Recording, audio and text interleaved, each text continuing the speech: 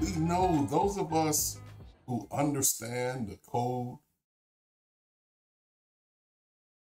we know it's unpopular. But if we don't speak out about having a certain decorum, a certain pride, a certain way of being as it relates to our institutions, we will continue to fall for the okie doke. Hey, y'all. Hey, beloveds. This is Carlos. And another installment, I guess. We're going to keep on doing it till folks get it. Ed Reed, he ain't SWAC either. Now, this one, man, congratulations. Congratulations to the leadership of Bethune Cookman University for not ratifying the contract. I can't believe this guy was doing all of this. He hadn't even had a signed contract yet. And he's talking all this foolishness. Woo. Oh, Ed Reed ain't SWAC either. Y'all get mad at me all y'all want. But truth is the truth, and the truth is coming out. Here we go. Shit, I chose not to, but now I'm out here walking with the football team, picking up trash. But I'm mutting us. Man, get out of here, man. I should leave. I'm not even under contract doing this. I'm mutting us? Man, get out of here, man. They mutt me. These motherfuckers ain't even clean my goddamn office when I got here. Man, trying to tell the brother there is a way to behave. There is a way to be. We're just trying to get to being. Human being. There's a way to be at our universities.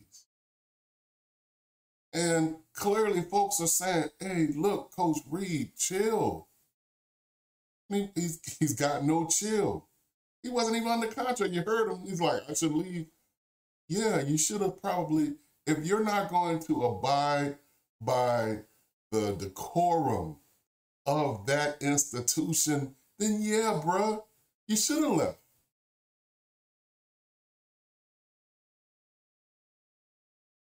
I'm mutting us? Man, get out of here, man. They mutt me. These motherfuckers ain't even clean my goddamn office when I got here. I'm mutting y'all? Man, this is, bro, there's a word. You already started cursing. Look, man, we used to call this bitch assery.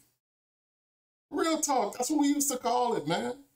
Can you imagine? Come on, old school. I mean, new school, you may know this too, but I know doggone well old school. Come on, man.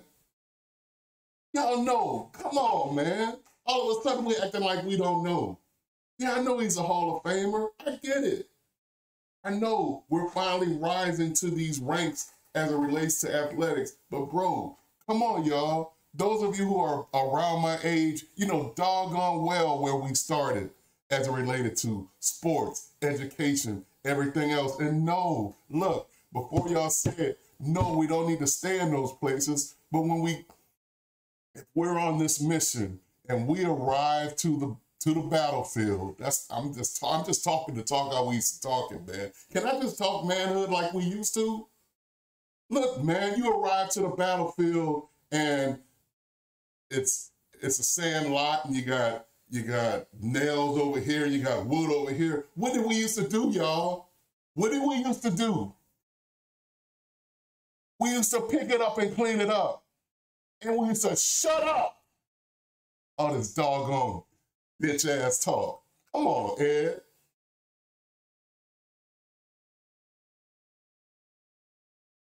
Get your ass, man. Come on, man. Come on, man. No, you come on. All this shit here was trash in front of me. Who you think got this shit cleared out? That building right there got trash in it. It's fucking trash. What are you... All right, okay. There was trash in the building. You never played... Ed, I know where you from, bro. I looked it up. The socioeconomic conditions of where you're from, we're not going to disparage these people where you're from. That's not what it's about. But why are you acting brand new? Why are you acting brand new, bro? Like you've never seen something that's untoward Like this is just this is something new for you. You've reached such a privileged stance because you had the opportunity to go to the University of Miami, and you've had the opportunity to play football at the highest level. Now, when you come to Mother Bethune Cookman and you see trash, this is now you're clutching your pearls, bruh.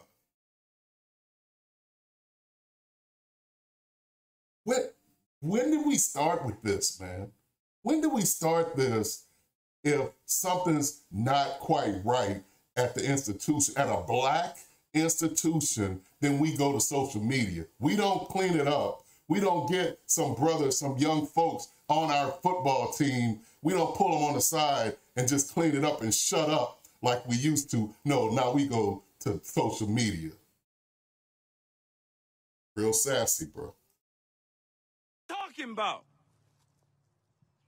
Need no goddamn donors to come out and help out, because people just want money. That's why I don't fuck with social network. Fuck out of here, man. Hey, man. Hey, man. So people on social network were bringing him to task about all this. Look, I'm gonna just talk. Look, if there are those that are not, their ears, it causes you to be upset from hearing curse words, I'm going to apologize to you. I don't want young, wealthy, and Black to always be like this with this cursing and stuff, but this is a manhood type of thing at its core to me. And I'm just going to talk like some men talk. No, cursing does not make you a man. That's not what I'm saying here. I just want to give it to you real, like I feel it. Man, this is sassy. This is Ed Reed, one of the best safeties to ever do it, acting real sassy. Acting real, I mean, I can't believe this. Now, wait a minute. I know you feel, some of y'all who it's the same folks. I mean, I get it. You can have an opposing point of view. It's not gonna cause me to change mine unless you really give me some facts and figures. But if we just talking about emotion and no facts and figures, then I'm staying on my square.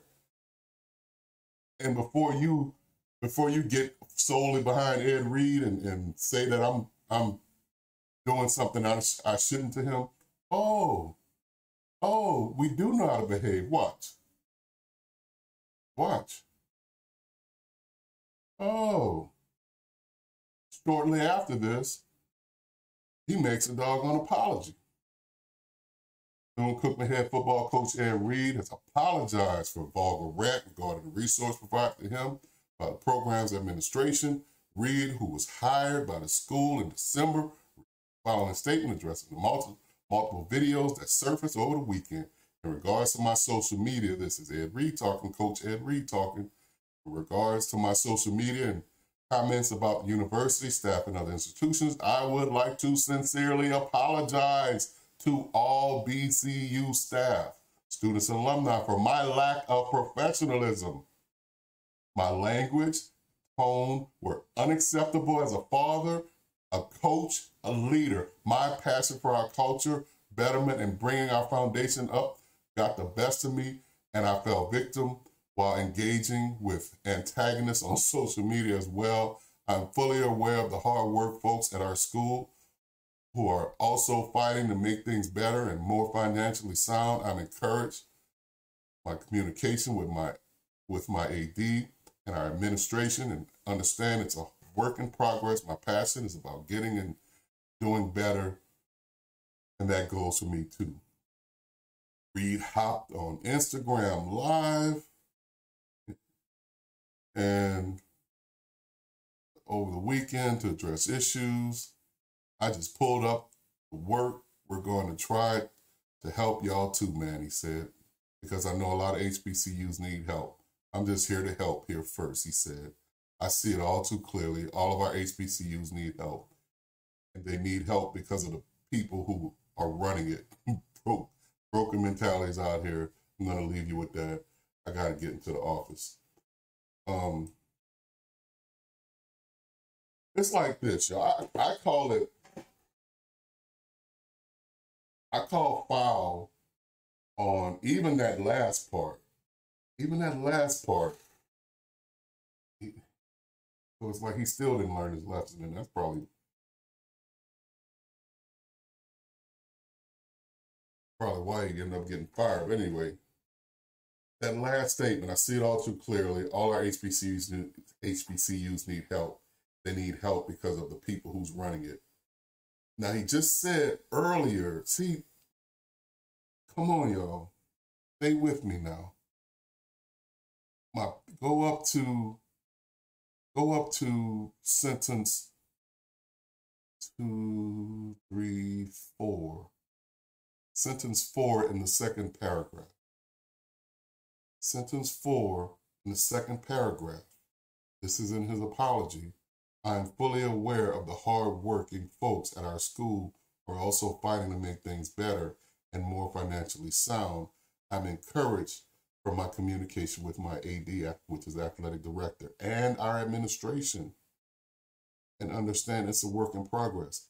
Now then he gets down here.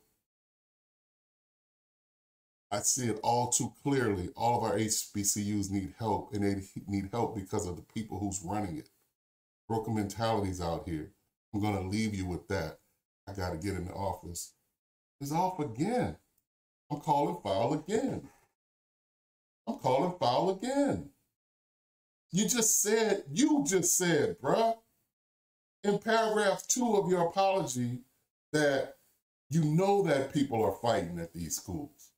You know it's an uphill battle. Then you come at the end and you say that the problem is with the people who's running it. Foul. See, this is why at Young, Wealthy, and Black Academy, we are proponents of critical discourse. And when we talk about critical discourse, we mean it in the academic and the constructive sense. In other words, it's okay to have a different point of view than me.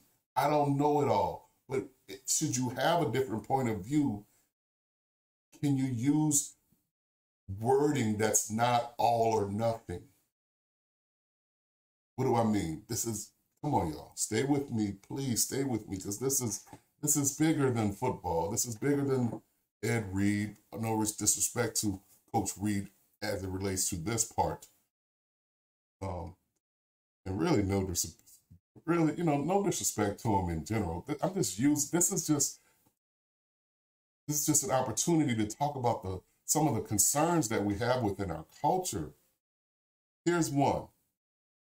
Last 2 sentences, and they need help because of the people who's running it. Coach, if you mean, and they talking about the HBCU, then he says all of our HBCUs need help. Okay. Got to deal with this. Okay. Some of our HBCUs need more help than others. Perhaps Bethune Cookman is one of them. Would be a better way to state that. But some HBCUs are fully endowed and are doing well. Hampton comes to mind, for instance. Next paragraph, and they need help because of the people who's running it. We've got good leadership at Tuskegee University. There's good leadership at Xavier University. You see what I mean? Why am I stopping? Because I love so much football? No, it's not about football. This is about code.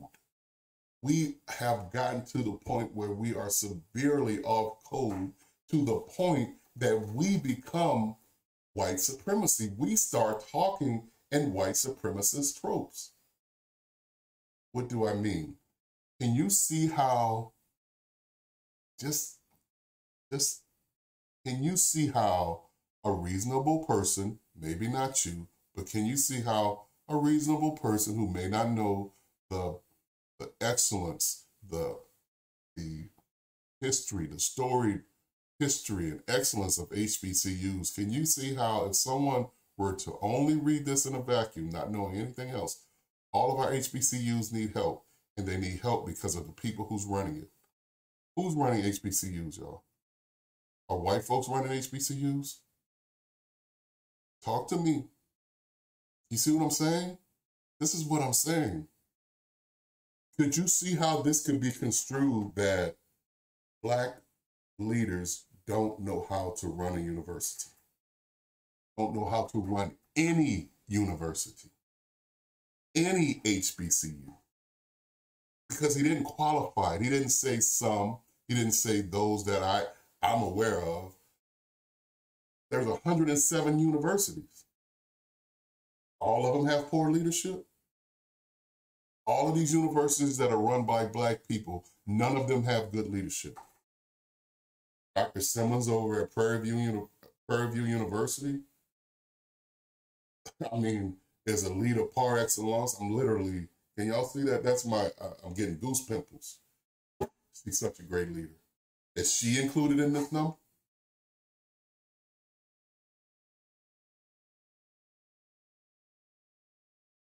When this tirade first happened, I said to Mr. Reed, if I was one that he was upset with, but I said on his social media, Mr. Reed, you should take a walk around that hallowed campus.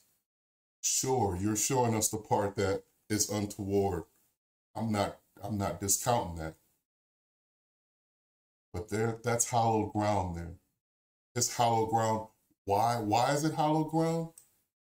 Because it is where Dr. Mary McLeod Bethune thought out and began her work for the betterment of Black girls first, and then Black, I'm using the parlance of the time, Black young ladies and men.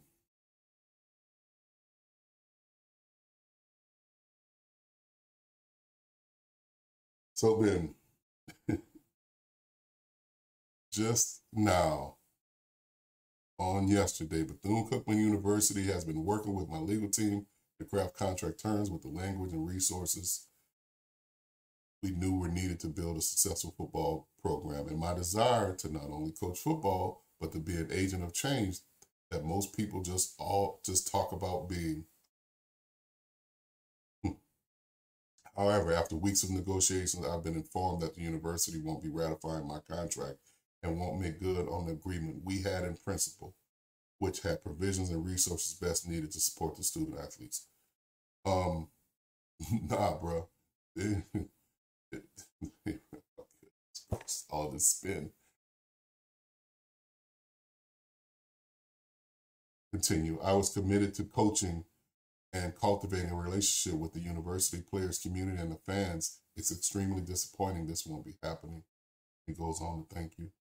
I'm calling foul again. Yeah, we're going to get into this one too. I'm calling foul again. After weeks of negotiations, I've been informed the university won't be ratifying my contract and won't make good on the agreement we had in principle. Well, they won't make good on the agreement, sir, because you're out there disparaging the university on social media, calling them motherfuckers. Where they do, hey man, come on y'all. Come on now. And I don't work with some of us. I've worked with some of us in these corporate jobs. Softer than buttermilk. Wouldn't speak up to save their lives on a corporate job. And darn sure wouldn't be on social media calling the leadership motherfuckers. Can you see how leadership at Bethune Cookman University would not take kindly to a coach that's not even hired yet, cursing them out?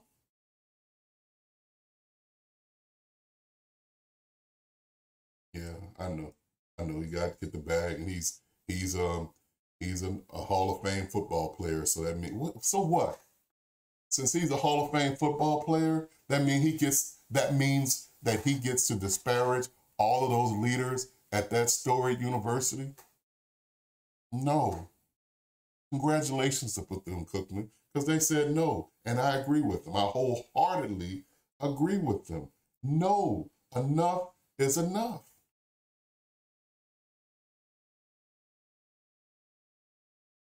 This is this university. This university was founded by Mary McLeod Bethune. That means something. Black folks, Mary McLeod Bethune, who's ever sitting in that president's chair. So this is how it works. Okay, so this is how it works. I'm a teacher, so let me teach. I'm a teacher, so let me teach. Let me see it. I don't know if you can see it. Can you see, this is Dr. Payton. This was the president when I was at Tuskegee University. This is me receiving my engineering diploma. Okay? Can you see, can you see the medallions that are hanging down from Dr. Payton's medallions hanging down from medallion? In the middle, the circular one is this. Oh, the circular one, that is the school's, oh man, I almost had a Freudian slip for Omega Psi Phi. I almost said escutcheon. This is the shield of the university. Then under the shield are all of the presidents that went on before him. This is so that it is symbolic, it is emblematic, it is clear to all presidents and everyone else that Dr. Payton here is in a line of presidents of Tuskegee University going all the way back to Booker T. Washington.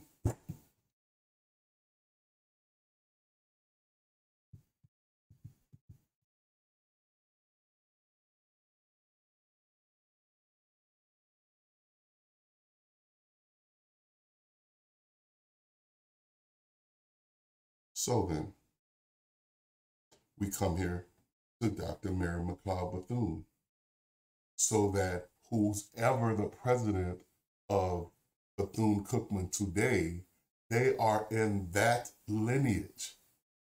As the president, they have either a medallion, a documentation, there's something that shows how they are in the direct line of presidents going all the way back to Mary McLeod Bethune.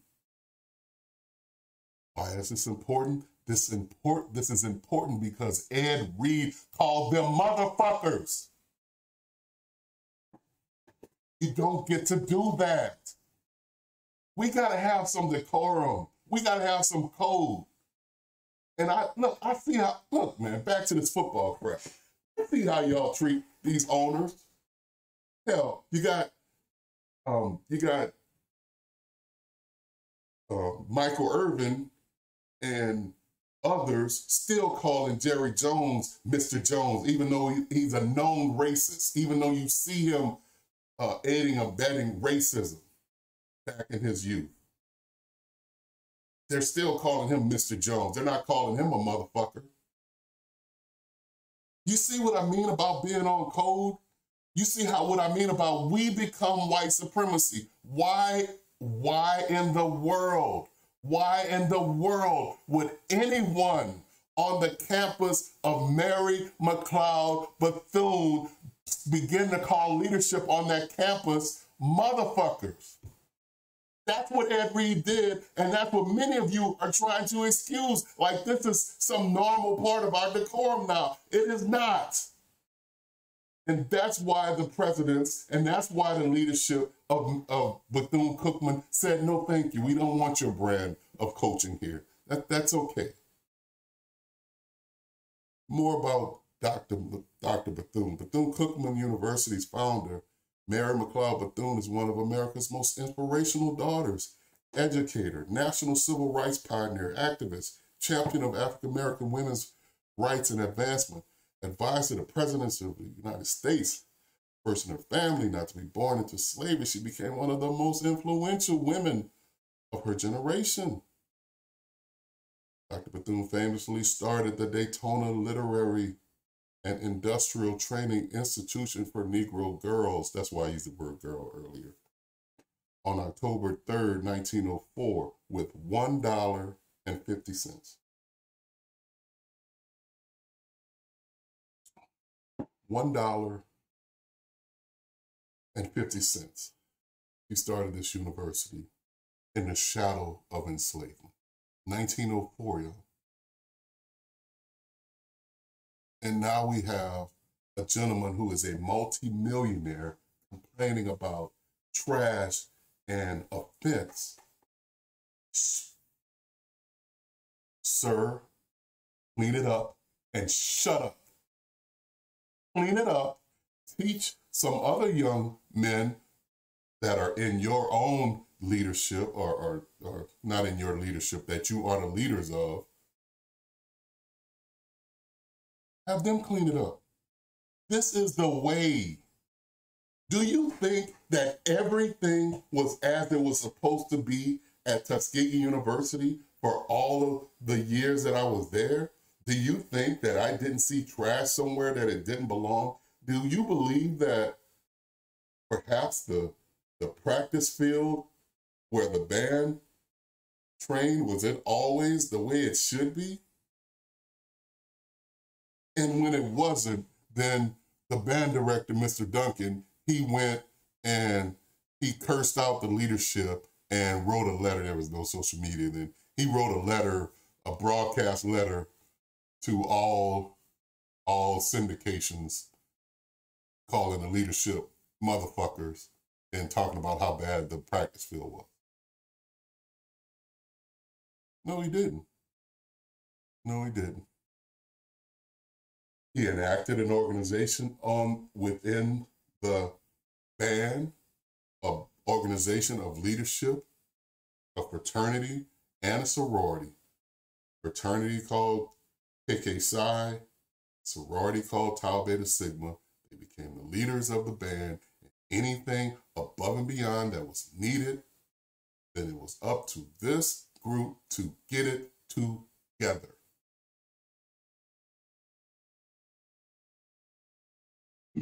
And that's what Mr. Reed should have done. I continue. She started this university with $1.50 and with a vision, an entrepreneurial mindset, resilience, and faith in God.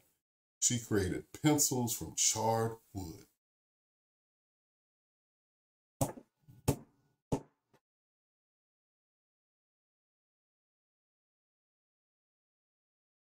Ink from elderberries. What are we even talking about? We're talking about a woman that's just from the shadow of enslavement. And this is not, look, this story is not uncommon. I get emotional because it's the same type of story of Dr. Washington and his wife. Olivia Davidson sold eggs to make money for Tuskegee University. Dr. Washington erected a foundry that literally made the bricks for the university. Circa 1881. And then here, Mary McLeod Bethune is in 1904. And here we are in 2023. And we got a former NFL player standing on the shoulders of all of these pioneers. And he can't figure out how to clean up his office, how to clean up the yard, how to figure out how to get fencing where it needs to be. There's no oppressor there. Come on, y'all. Do you think Mary McLeod Bethune experienced white supremacy as she was trying to get this school together? You think everybody was just la, la, la, oh yeah, you do whatever you want. Oh, we're so happy to have you here. Of course not. That's why she's got to do all this from hand. She couldn't go and buy it.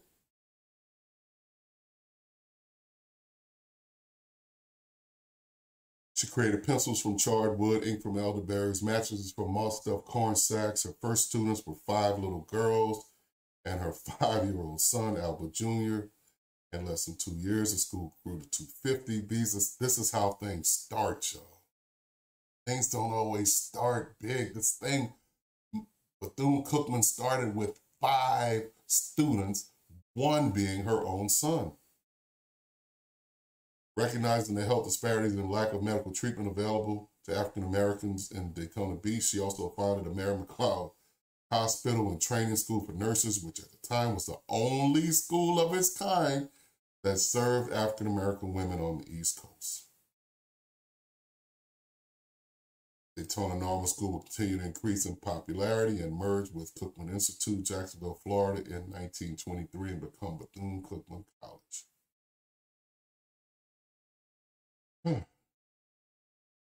More and more and more. She served presidents. She became the director of the National Youth Administration, only female member of President Roosevelt's influential Black Cabinet, as it was called today, in that day. So much more. I'm in the 3rd paragraph. She was the only woman of color. She was the only Black woman, the only African American at the founding conference of the United Nations appointed by President Truman. And on and on. This is the grounds on which Coach Ed Reed stood and had the nerve to call these people motherfuckers.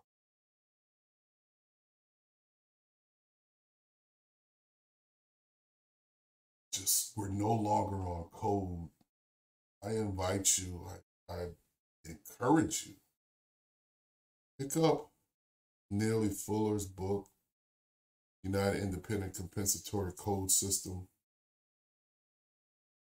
Just use these terms about being on code and we don't even know what it means. This man actually wrote a book and he should be credited with the term. I'll read some from it. You got to use logic.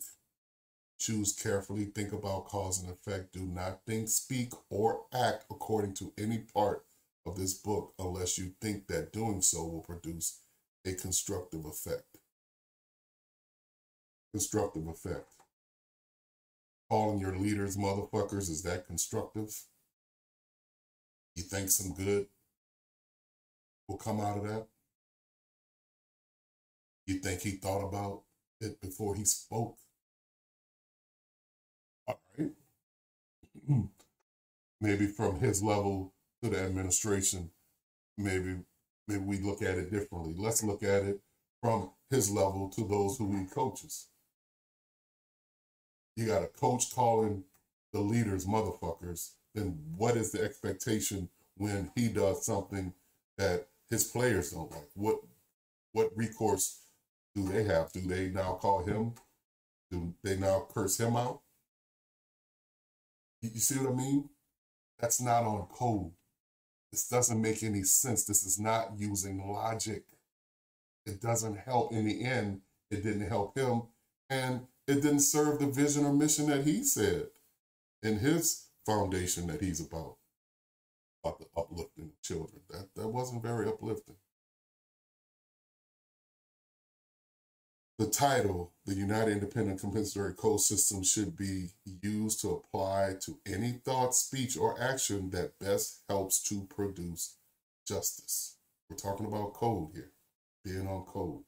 Justice means guaranteeing that no person is mistreated, guaranteeing that the person who needs help the most gets the most constructive help in all areas of activity. And in this case, my heart is really to help Coach Reed, because I know that he kneeled. It meant something to me. I know that he kneeled during that protest. Remember when years ago when Colin Kaepernick was having the protest in the aftermath of so many black bodies, black people being murdered? He was one that stood with Kaepernick. He spoke out against the atrocities. So in that light, this is me saying, brother, we need you. That's not what you did there. That wasn't constructive. Let's look at a better way to handle it. And this whole experiment with NFL players coming to HBCUs, when you come with respect. When you come with respect. Come with the same amount of respect or more that you would have given those leaders at your PWI institutes where you matriculated. Same respect or more than you would give to those owners of those NFL teams that you played. Don't give less. You wouldn't call them out of their name. Don't call our leaders out of their name.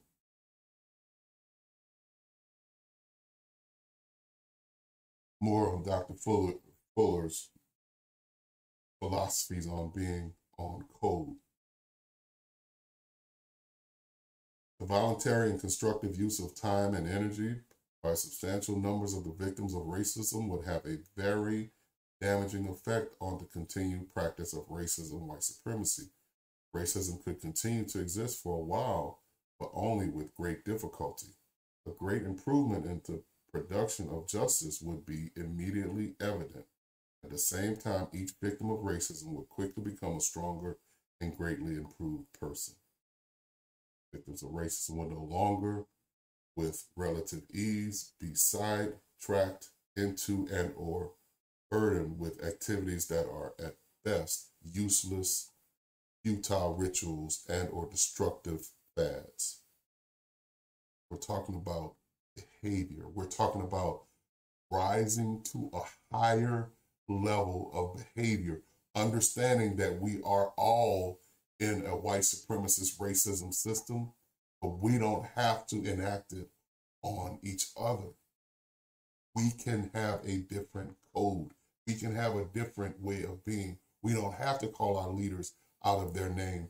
I don't even need to know if Coach Reed or any other coach is having a problem with the HBCU because they went up the channel. They continued to go up the channel. They wrote, they did whatever they could before they took it to social media and complained. It was only there 25 days. Man, there's people been there for years toiling. Brother, you 25 days does not a grievance to that level make.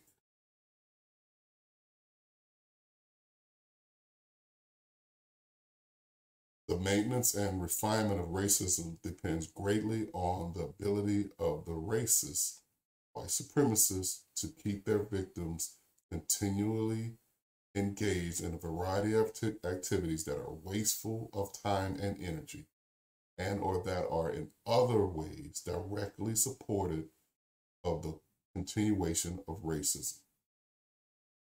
I am using this literature to back my statement that when we disrespect our institutions and our leaders in the general public, there is a way to do it. There's not the disrespect part. There's a way to file a grievance one-on-one, right? All right, but you're not getting it. Let's think of it like this, right? Those of you who are parents.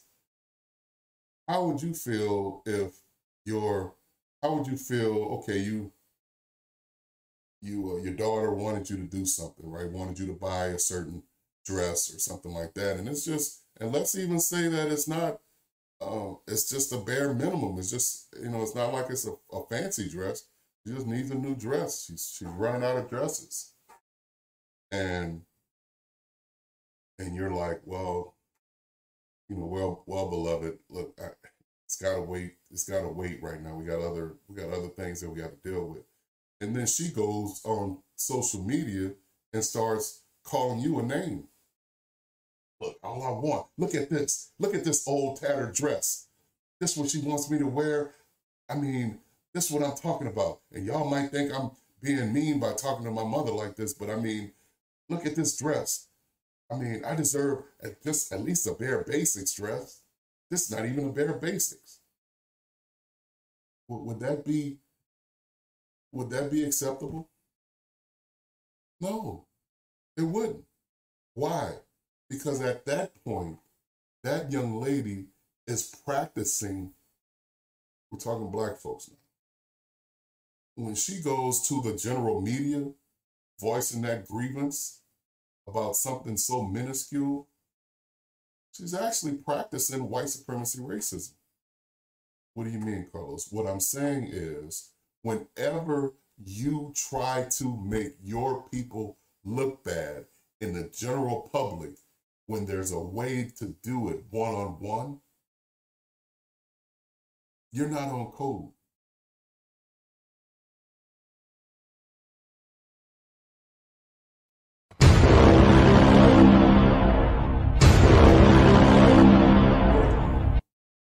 I heard all of the myths coming from folks when we did the last video on Deion Sanders not being SWAC.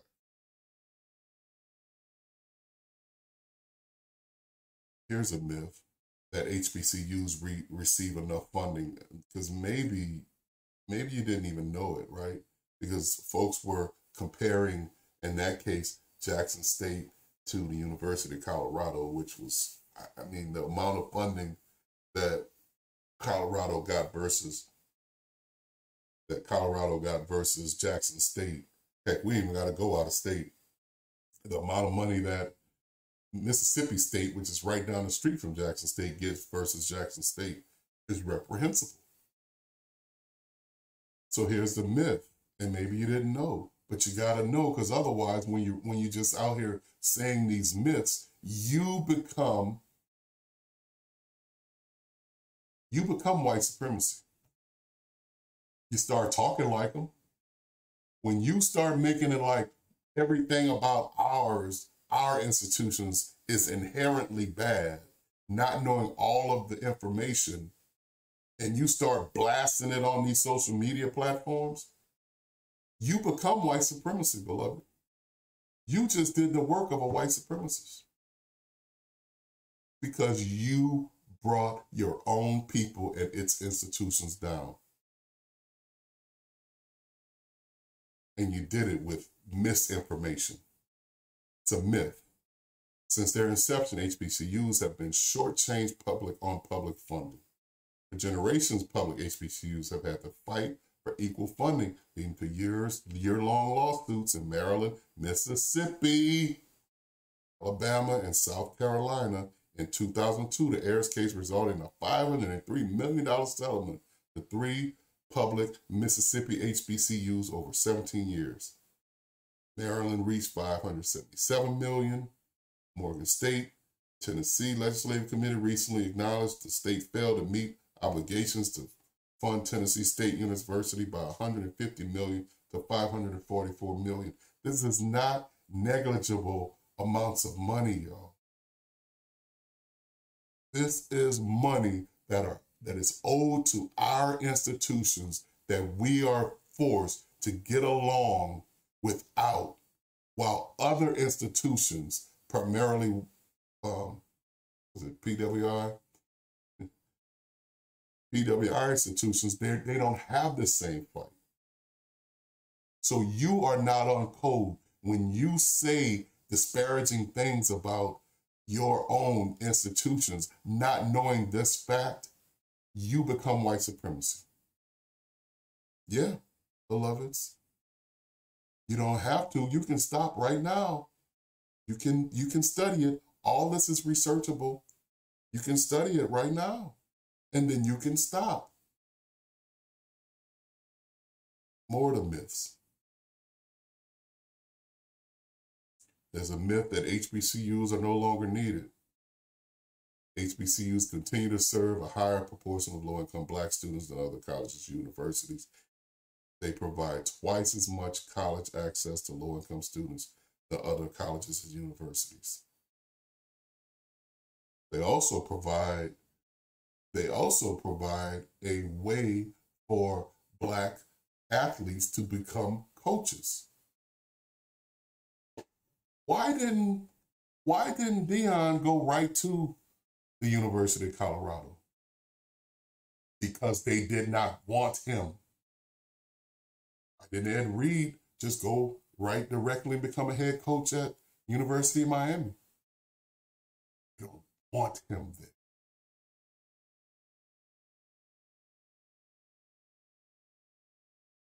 Hall of Famers.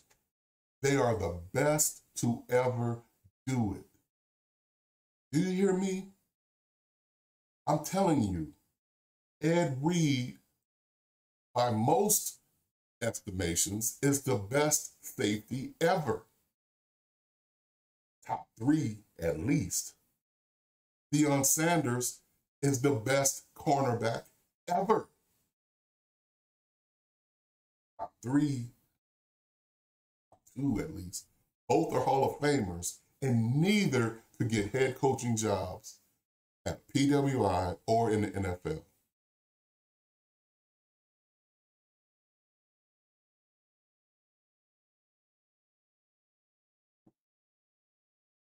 Then the HBCUs, as they have always been, the HBCUs is an opportunity for our brightest and our best and our, quite frankly, those who are not our brightest and best to matriculate, to get jobs, to get employment.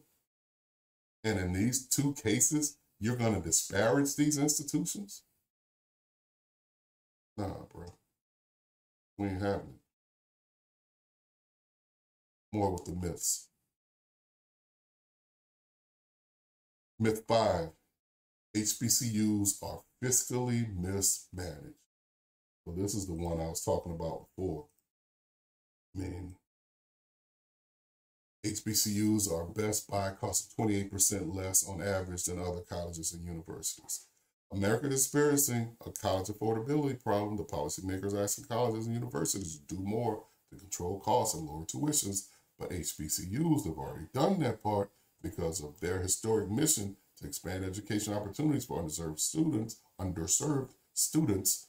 HBCUs are a Best Buy, generally costing significantly less than other colleges and universities. In 2013, the average cost of attending HBCU was $21,707. I'm chuckling. It ain't that no more. But anyway, $21,707 compared with $30,000 for other colleges and universities. 28% less in that case. What is truly remarkable, however, is that HBCUs have managed to do with so little, producing the nation's top Black political leaders, scientists, doctors, teachers, and entrepreneurs. One could argue that it takes superior management skills to sustain institutions at a reasonable cost for their students for as long against the odds while continually producing the next generation of leaders for their communities and the country. That's a better statement. That last statement is better. It's better to say, hey, look, we've been able to do plenty with less. We've been able to provide excellent education with less. That makes us better. That doesn't make us worse, beloved. Can you understand that? An example would be, let's say 80s and before musicians. Let's talk about specifically singers, right? It applies to all musicians. Let's just talk about singers. Let's talk about Sarah Vaughns of the world, Hathaways, the pure singers. And you do realize that digital just came in like late 80s, early 90s, so that before this time, when folks recorded, they literally recorded onto a tape or right onto vinyl. Now, because they didn't have this digital ability to tune up, to pitch down, to pitch up, to auto-tune voices, because they didn't have that ability, that doesn't mean that because of a lack of technology that these artists were worse. No, they were better. So it's the same with our universities. We are able to do more with less. This means that we are even more efficient at using the fiscal tools that we have. You see that?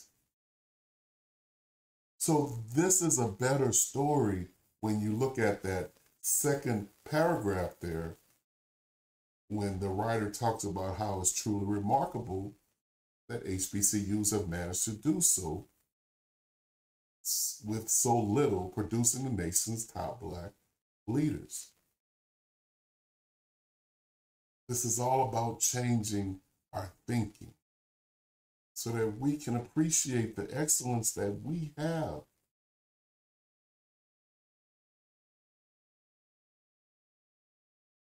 Continue. The next myth. Oh boy. Oh, we keep hearing this one over and over. Alumni giving at some HBCUs is relatively high. It's actually the fact, despite the racial wealth gap. But it's not nearly enough to fill funding gaps. Goes back to the state funding, federal funding. The myth being that HBCU alumni giving is low. This is a myth. Actuality is that HBCUs are very loyal, especially when you consider that the typical wealth of a white family, $188,000 versus $24,000 for a Black family. So overall, approximately 11% of HBCU alumni are giving back financially to their institutions. And then when you look at some universities like Claflin, this small HBCU in South Carolina, their alumni giving rate is 48%. Did you know that?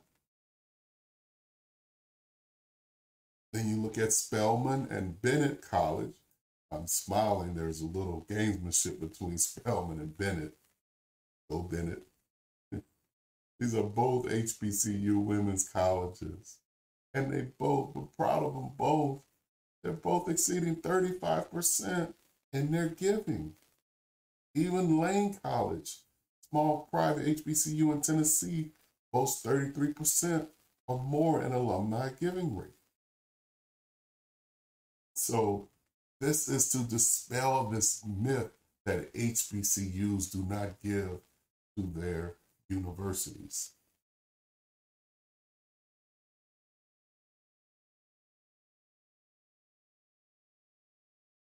And then we want to have a final word just about the location of HBCUs are in fact